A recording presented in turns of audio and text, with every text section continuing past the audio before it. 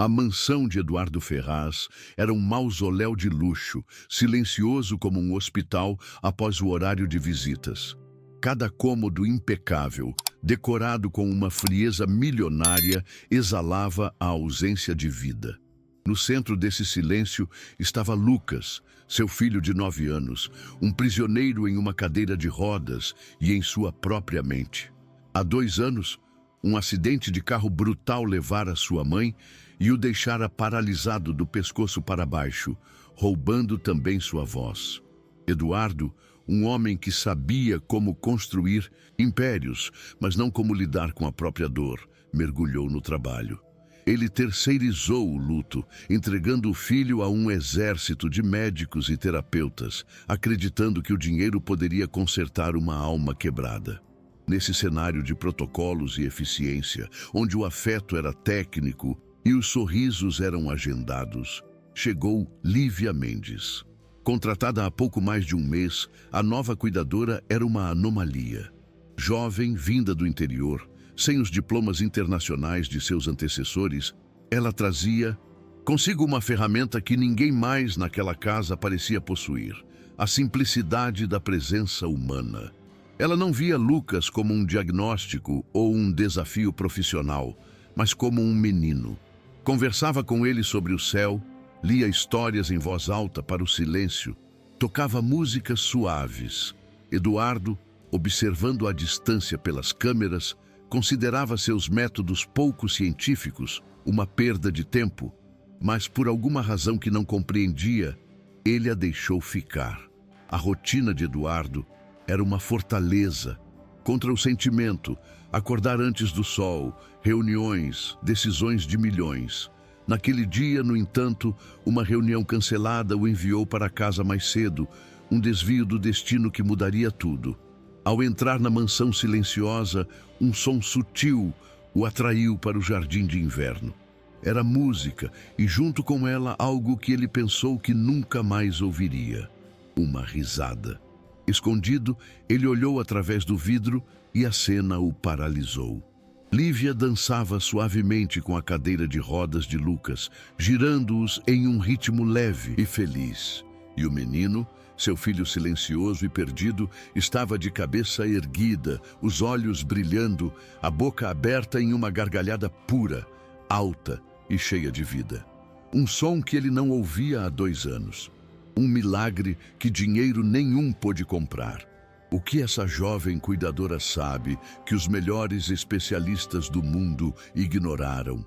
Se você acredita no poder da conexão humana, inscreva-se no canal e curta este vídeo para descobrir como o silêncio está prestes a ser quebrado. A rotina de Eduardo era uma armadura contra a memória. Acordar antes do sol, café preto, reuniões. Cada item em sua agenda era um tijolo no muro que ele construiu ao redor de seu coração. Há 2 anos, era ele quem dirigia. A lembrança daquela noite era um predador que ele mantinha enjaulado. O som do metal se contorcendo, o rosto de sua esposa, Mariana, tentando proteger o filho com o próprio corpo, e o silêncio ensurdecedor do monitor cardíaco no hospital. Diante de uma dor tão vasta, Eduardo não se permitiu chorar. Ele declarou guerra. Ele tratou o luto como um problema de negócios, a paralisia de seu filho como um projeto a ser gerenciado, acreditando que com recursos suficientes poderia forçar a vida a voltar ao normal. Nos meses que se seguiram, ele despejou sua fortuna em uma busca desesperada pela cura, transformou uma ala da mansão em um centro médico particular, trazendo neurocientistas da Alemanha e terapeutas da Suécia. Comprou equipamentos de fisioterapia robótica, financiou terapias experimentais, submeteu Lucas a tudo que a ciência moderna podia oferecer.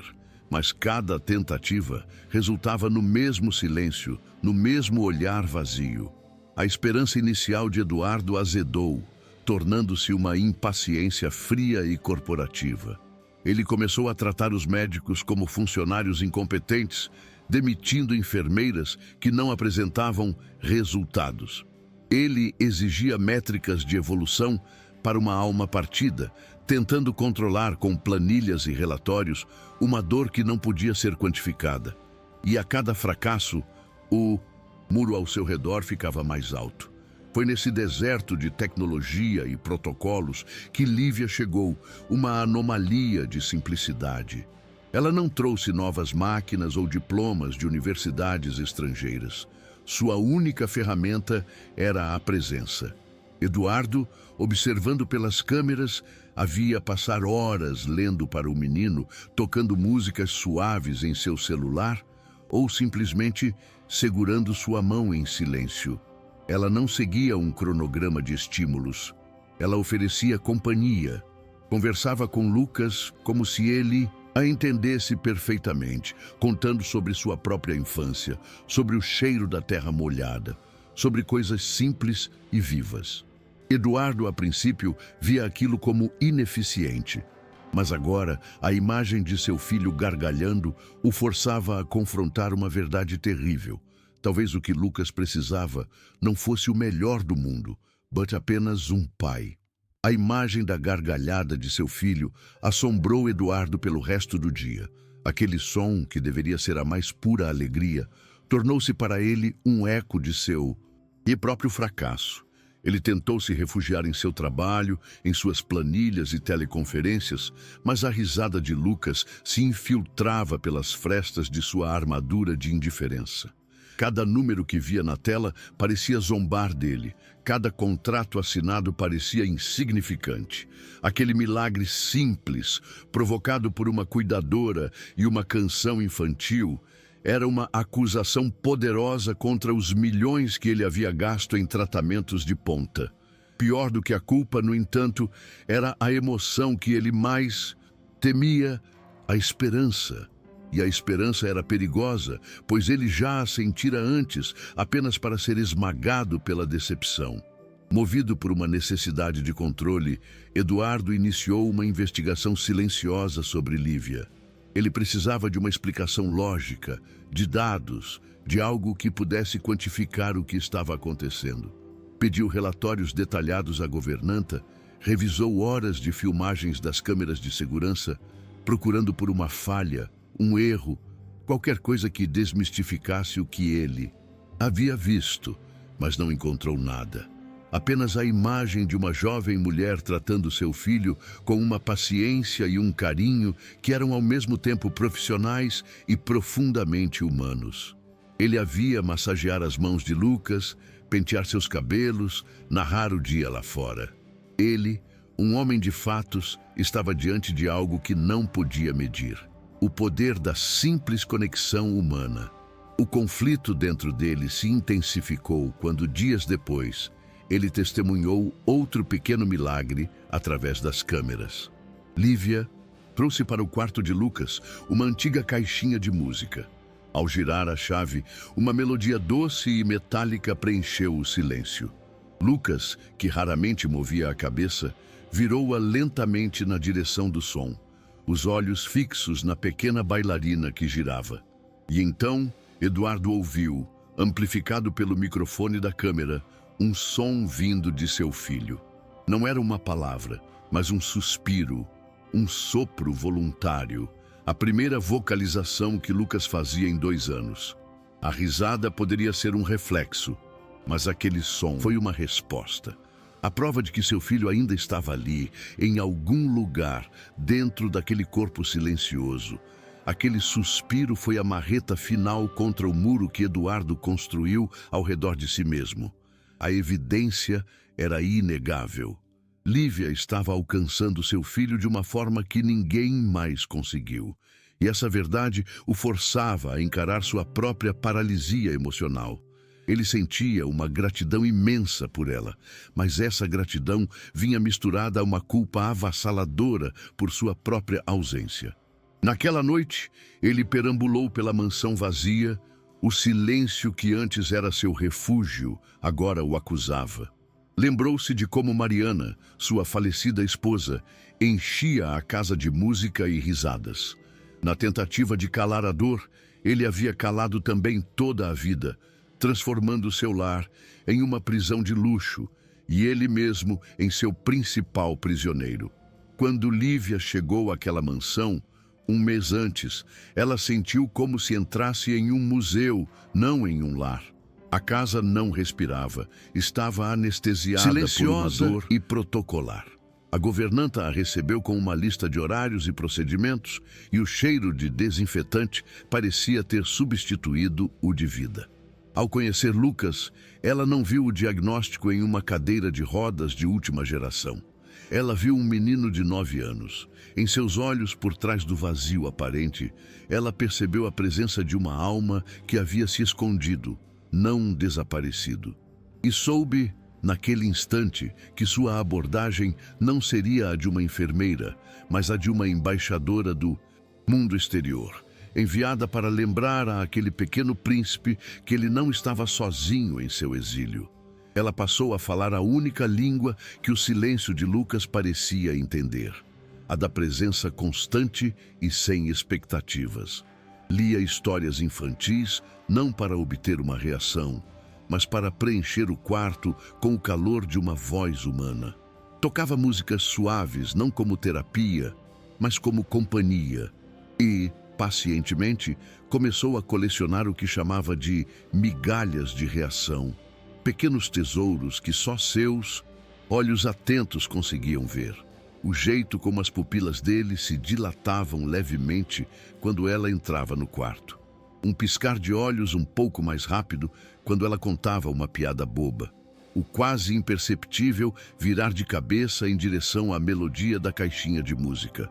Eram sinais mínimos, invisíveis para as câmeras de Eduardo, mas para Lívia eram cartas enviadas de um lugar muito distante. Lívia sentia o peso do ambiente, o olhar fiscalizador de Eduardo à distância e a desconfiança polida dos outros funcionários que já haviam visto muitas cuidadoras cheias de esperança saírem de lá com o coração partido. Mas ela não se abalava, pois não tinha expectativas de um milagre. Seu objetivo era mais simples e, ao mesmo tempo, mais profundo. Oferecer a Lucas um espaço seguro para existir, sem a pressão da melhora, sem a cobrança por resultados. Ela acreditava que a cura não viria de fora, de uma técnica ou de um remédio, mas de dentro do próprio menino. Seu trabalho não era o de resgatá-lo, mas o de se sentar pacientemente do lado de fora da porta que ele havia fechado, dizendo em silêncio: "Estou aqui. Quando você estiver pronto, pode sair." Aquele riso mudou tudo. Eduardo passou o resto do dia assombrado pela imagem do filho. Uma mistura de culpa e uma esperança que o aterrorizava. Ele, o homem que resolvia problemas de milhões de dólares, estava impotente diante da questão mais simples e mais importante de sua vida. Naquela tarde, ele procurou por Lívia, não como um patrão, mas como um homem desesperado em busca de um mapa. Em uma conversa difícil na varanda, ele confessou o que o paralisava: a culpa. "Eu estava dirigindo naquela noite, Lívia", disse ele, a voz quebrando pela primeira vez em 2 anos. "Eu dei a ele tudo que o dinheiro pode comprar, mas falhei em dar a única coisa que ele precisava: eu mesmo." Lívia o ouviu com uma empatia silenciosa, sem oferecer perdão ou soluções fáceis. Sua resposta foi simples, mas profunda como um oceano. "Ele não precisa de um especialista, Sr. Eduardo. Ele precisa do pai dele." Ela o encorajou a fazer o que ele mais temia: apenas estar presente.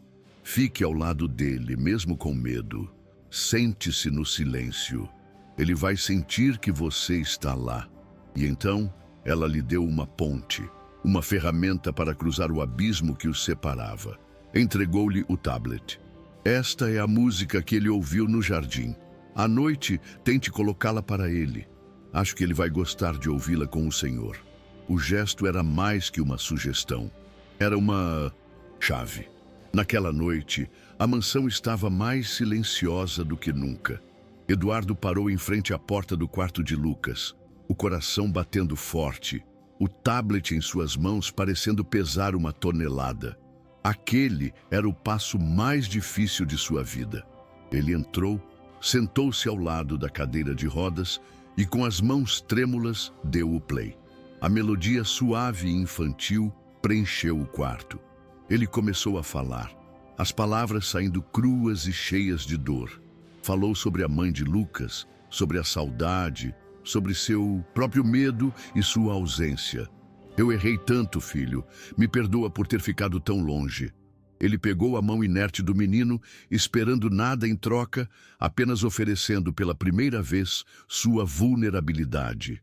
Enquanto a música tocava e as lágrimas silenciosas escorriam pelo rosto de Eduardo, ele sentiu um movimento quase imperceptível, uma pressão fraca, mas inconfundível.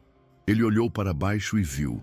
Os dedos de Lucas, que permaneceram imóveis por 2 anos, estavam se contraindo levemente, apertando sua mão. Não era um espasmo, era uma resposta, era comunicação, era conexão. Eduardo prendeu a respiração, o coração parando por um instante antes de disparar com uma força avassaladora.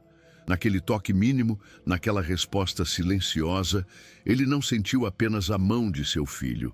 Ele sentiu o perdão, a esperança e a certeza de que, finalmente, depois de uma longa e escura jornada, ele estava encontrando o caminho de volta para casa.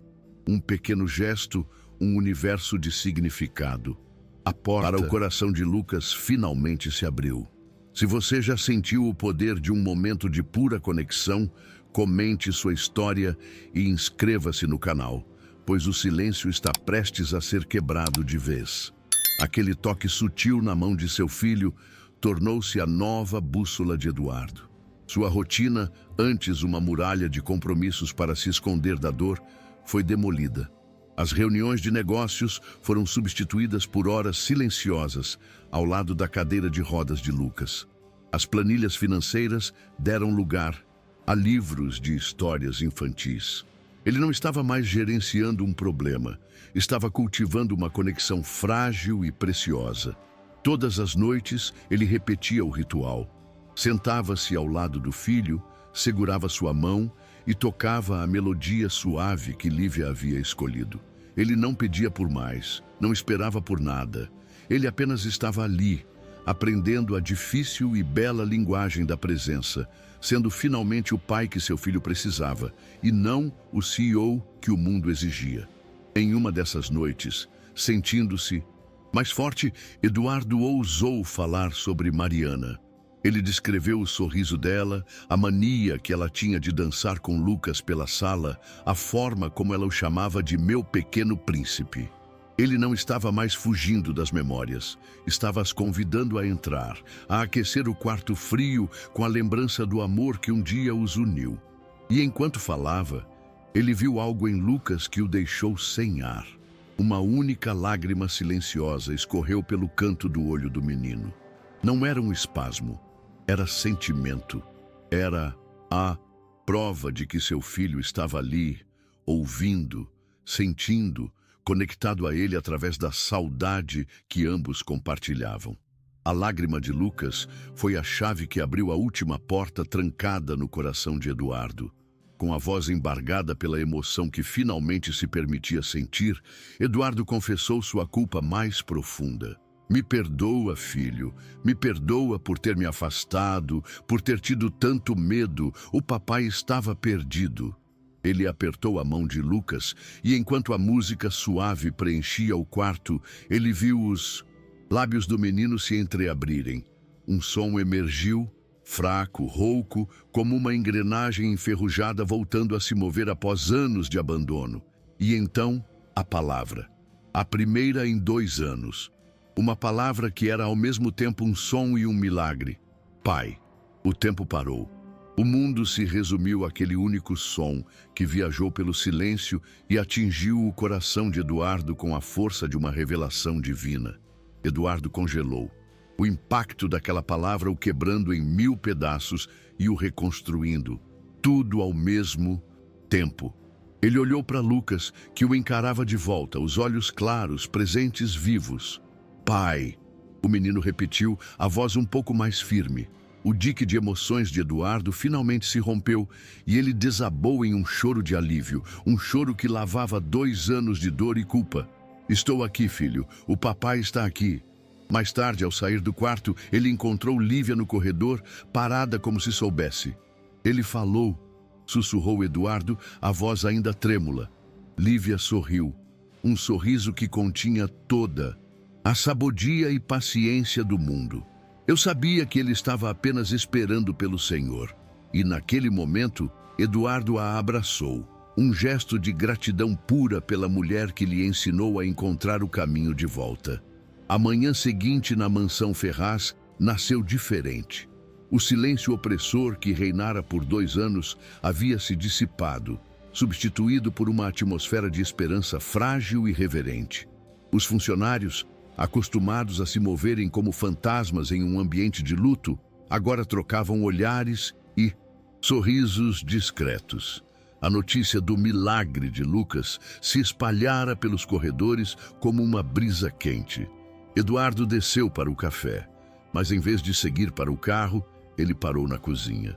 Agradeceu à cozinheira, deu bom dia à governanta. Sua armadura de CEO havia caído, revelando um homem vulnerável, com os olhos ainda inchados de choro, mas com uma leveza que ninguém jamais vira nele. A transformação nele era tão profunda quanto a de seu filho. O caminho de volta para o coração de Lucas era uma jornada delicada, e Eduardo a iniciou com uma humildade recém-descoberta. Ele cancelou suas viagens internacionais e esvaziou sua agenda. As reuniões em Londres e Dubai foram substituídas por sessões de fisioterapia no chão da sala de estar. Ele não era mais o gerente do tratamento de seu filho, mas um participante ativo. Aprendeu a ler os sinais de Lucas, a celebrar as pequenas vitórias. Um novo som, um olhar mais focado, um aperto de mão um pouco mais forte.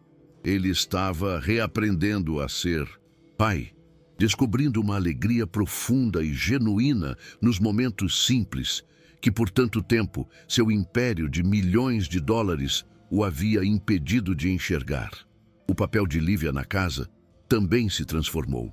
Ela deixou de ser apenas a cuidadora para se tornar o pilar emocional daquela nova dinâmica familiar. Eduardo a tratava como uma parceira, uma conselheira cuja sabedoria não vinha de diplomas, mas de uma profunda inteligência humana. Em um gesto de imensa gratidão, ele a convidou para liderar uma nova fundação que ele criaria, dedicada a promover uma abordagem de cuidado mais holística e humanizada para crianças em situações de trauma. A filosofia de Lívia, baseada na simples presença e no afeto, que ele antes considerava pouco científica, tornara-se a pedra fundamental de seu novo propósito de vida, uma forma de levar a cura que encontraram para outras famílias. A vida, lentamente, voltou a preencher os cômodos vazios da mansão. Seguindo o exemplo de Lívia, Eduardo começou a tocar as músicas favoritas de Mariana novamente, e as melodias suaves substituíram o silêncio fúnebre. O cheiro de produtos de limpeza foi, aos poucos, dando lugar ao cheiro de bolo assando no forno, uma atividade simples que Eduardo, Lívia e Lucas passaram a fazer juntos nos fins de semana. E a risada, aquele som que um dia fora um milagre chocante, tornou-se uma presença constante nos corredores. O corpo de Lucas ainda estava preso à cadeira, mas seu espírito, por tanto tempo cativo, em uma prisão de silêncio e dor, estava finalmente livre. A casa, antes um túmulo de memórias, estava se tornando um lar outra vez. Parte crucial da cura de Eduardo foi finalmente confrontar o passado. Em uma tarde ensolarada, ele levou Lucas e Lívia ao local do acidente. Ali, diante da paisagem que assombrava seus pesadelos, ele verbalizou sua dor e seu arrependimento. Meu erro não foi o acidente, filho.